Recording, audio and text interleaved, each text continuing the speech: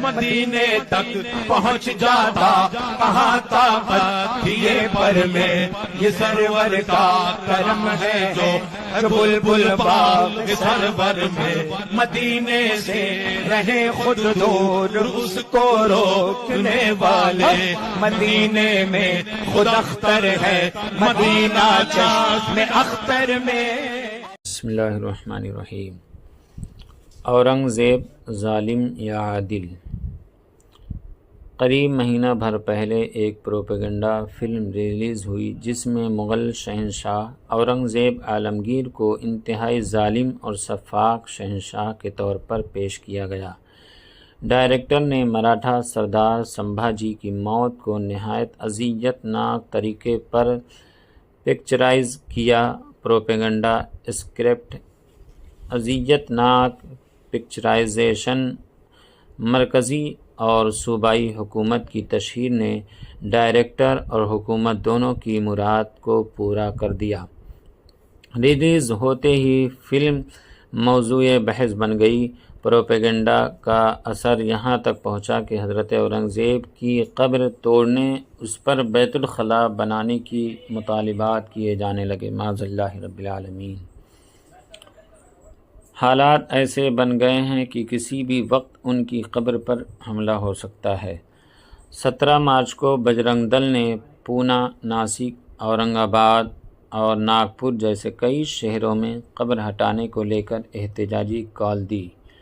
नागपुर के एहतजाज में और औरंगज़ेब की मसनूई कब्र बनाकर कलिमा शरीफ लिखी हुई चादर डालकर नज़र आतिश किया गया, जिसको लेकर फसाद बर्पा हो गया।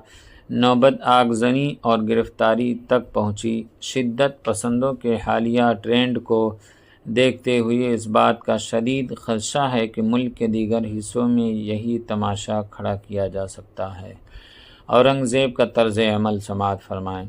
औरंगज़ेब आलमगीर उसूल पसंद और मुनसिफ मिजाज बादशाह थे। उन्होंने मुखालिफिन के साथ महज़्ज़ब और फ़ैयाज़ाना बर्ताव किया। शिवाजी को तमाम तर दुश्मनी के बावजूद एक नहीं दो बार माफ़ी दी। साथ ही पंज हज़ारी मनसब से भी नवाजा। मुआहदा पुरंदर 1665 के तहत शिवाजी ने अपने बेटे संभाजी को भी मुग़ल हुकूमत के तहवील में दे दिया था। इस तरह संभाजी ने 1 साल मुग़ल सरपरस्ती में गुजारा। तहवील में होने के बावजूद औरंगज़ेब ने फ़ैयाज़ बादशाह की तरह 7 साला बच्चे को भी 5 हज़ारी मनसब देकर शिवाजी के सरदारी का मान रखा। संभाजी की उम्र 21 साल थी जब उसके वालिद ने नाराज़ होकर उसे पिनहाना किले में कैद कर दिया। जैसे तैसे संभाजी फ़रार होने में तो कामयाब हो गया, लेकिन उसे एक मज़बूत पनाह गाह की तलाश थी। एक बार फिर औरंगज़ेब ही संभाजी के काम आए। उसे पनाह दी, 7 हज़ारी मनसब के साथ साबिक़ा इज़्ज़त से नवाजा, फ़ौज में शामिल किया। उसी दौरान संभाजी ने अपने वालिद शिवाजी के ख़िलाफ़ भोपालगढ़ जंग 1689 में मुग़ल सिपाही के तौर पर हिस्सा लिया। उन एहसानात के बावजूद संभाजी कुछ ही दिनों बाद फिर से शिवाजी से जा मिला। शिवाजी की मौत के बाद संभाजी ने मुग़ल हुकूमत के ख़िलाफ़ छापामार मुहिम छेड़ दी। तकरीबन 8 साल तक मुसलसल लूट पाट से सल्तनत को खूब नुकसान पहुंचाया। मजबूरन औरंगज़ेब को उसकी तरफ ध्यान देना पड़ा। नतीजा संभाजी की गिरफ्तारी और मौत पर निकला।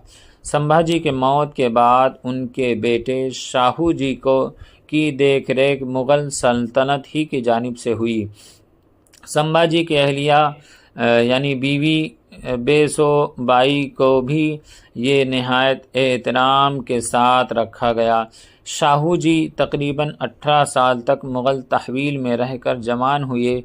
मज़कूरा तफसील की रोशनी में ये सवाल हर इंसाफ पसंद इंसान से जवाब चाहता है कि अगर औरंगज़ेब इतनी ही सख्त दिल और मजहबन मुतअस्सिब यानी ताअस्सुब परस्त होते तो संभाजी को दोबारा मनसब और इज़्ज़त देने की क्या ज़रूरत थी। संभाजी की मौत के बाद उसके बेटे की परवरिश की क्या ज़रूरत थी। भला कौन इंसान अपने दुश्मन के बेटे को 18 साल तक पालता है। कौन अपने दुश्मन की बीवी को बहन जैसी इज़्ज़त व वक़ार के साथ रखता है। ये तर्ज़ अमल आज भी औरंगज़ेब आलमगीर के इंसाफ और बुलंद किरदार की गवाही देता है, जिसे कोशिश के बावजूद तारीख़ से नहीं मिटाया जा सकता। संभाजी के बेटे का तर्ज़ अमल समाअत फरमाएँ। संभाजी के मौत के बाद उनकी बीवी यसोबाई और बेटा शाहू जी मुग़ल तहवील में ले लिए गए थे। तहवील के बावजूद औरंगज़ेब ने उनके साथ नहायत हमदर्दी और मेहरबानी का सलूक किया। यही वजह है कि शाहू जी सारी ज़िंदगी औरंगज़ेब आलमगीर के तईं मुखलिस रहे। उनके इंतकाल के बाद भी उनकी कब्र पर सलाम करने हाजिर होते और एहतराम के साथ गुलहाए अक़ीदत यानी फूल वगैरह पेश करते। अक़ीदतों का फूल मोहब्बत के साथ पेश करते थे। उन्होंने सतारा शहर में औरंगज़ेब की शाहज़ादी ज़ीनतुन्निसा बेगम के नाम से बेगम मस्जिद भी तामीर कराई, जो आज भी औरंगज़ेब के मुखालिफीन के मुँह पर एक करारा तमाचा है। अपने बाप के कातिल की कब्र पर फूल चढ़ाना कोई आसान काम नहीं है। यकीनन शाहू जी औरंगज़ेब का मुनसिफाना यानी इंसाफ वाला किरदार अपनी आँखों से देख चुके थे, इसलिए बाप के कत्ल के बावजूद उन्हें औरंगज़ेब से अक़ीदत थी। बेगम मस्जिद आज भी औरंगज़ेब के तईं शाहू जी के एहतराम और अक़ीदत का मुँह बोलता सबूत है। शाहू जी का ये तर्ज़ अमल उन तमाम शरपसंदों को बेहतरीन जवाब है जब संभाजी के सगे बेटे ने औरंगज़ेब की कब्र का सारा ज़िंदगी एहतराम किया, तो आज किस मुँह से उनके कब्र हटाने की बात लोग कर रहे हैं और किया जा रहा है। क्या उन शरपसंदों की मोहब्बत शाहू जी महाराज से बढ़कर है? यकीनन ये सारा हंगामा सियासी फ़ायदा उठाने और अपने नाकामियों पर हुकूमत को अपने नाकामियों पर पर्दा डालने के लिए किया जा रहा है, ताकि अवाम ऐसे ही जज्बाती हंगामों में लगी रहे और ये बेफिक्री से हुकूमत करते रहें। मौजूदा हालात में हमें क्या करना चाहिए? हालात के संगीन इस बात का तकाज़ा करती हैं कि दो महाज पर काम किया जाए।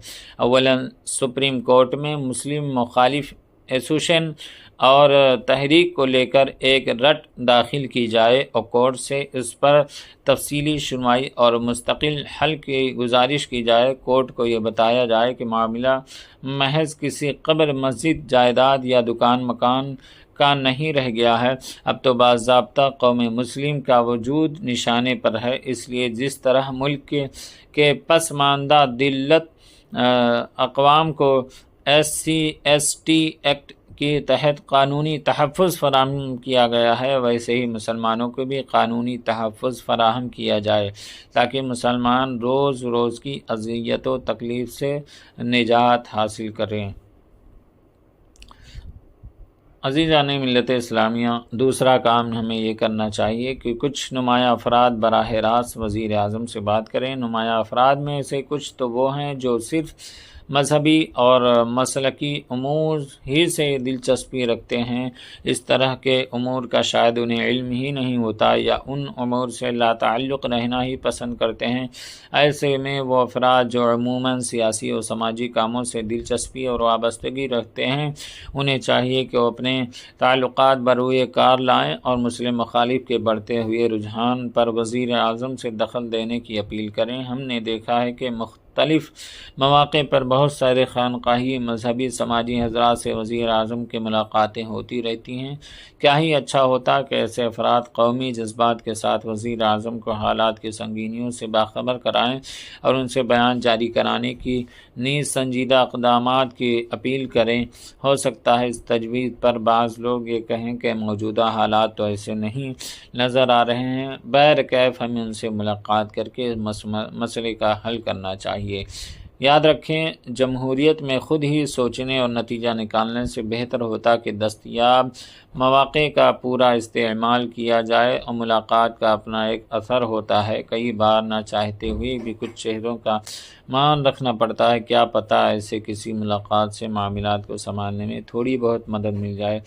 बाकी कानूनी तौर पर मेहनत जारी रखी जाए। एक अहम काम अमली और समाजी सतह पर मेहनत करना भी है, जिसका असर यकीनी है, लेकिन उसके लिए ज़मीनी मेहनत, सब्र, इस्तिक़ामत दरकार है। अगर कौम मुस्लिम को इज़्ज़त व वक़ार के साथ जीना है तो कोशिश करना लाजिम है। कोशिश करने वाले एक दिन ज़रूर कामयाब होते हैं। दिल नाउम्मीद तो नहीं, नाकाम ही तो है, लंबी है गम की शाम मगर शाम ही तो है। एक बात ये भी बता दूं कि जो है कहा जाता है कि औरंगज़ेब ने मंदिर को तोड़ा। अज़ीज़ान मिल्लत इस्लामिया, औरंगज़ेब ने मंदिर को क्यों तोड़ा आप जो है, और पूरी मंदिर को उसने नहीं तोड़ा बल्कि शायद एक आध दीवार उसने तोड़ी है। और वो क्यों तोड़ी कि कहीं कहीं जो है मंदिरों में जवान लड़कियों को किडनैप करके उनके साथ नाजेबा हरकत किया जाता है, उनके साथ उनकी इज्जत से खेला जाता है। तो ऐसे ही कुछ केस हिंदू भाइयों ने ही उस मंदिर के मुताल्लिक दिया कि वहाँ उस दीवार के पीछे जो है ऐसा ऐसा गुफा या जो है कमरा वगैरह बना हुआ है और वहाँ ऐसे ऐसे लड़कियों को कैद रखकर उनके साथ नाजेबा हरकतें की जाती हैं। तो औरंगज़ेब ने उस दीवार को या उस कोठरी को, उस जो है धर्मशाला को तोड़ने का हुक्म दिया। बाकी पूरी मंदिर जो है नहीं तोड़ी है।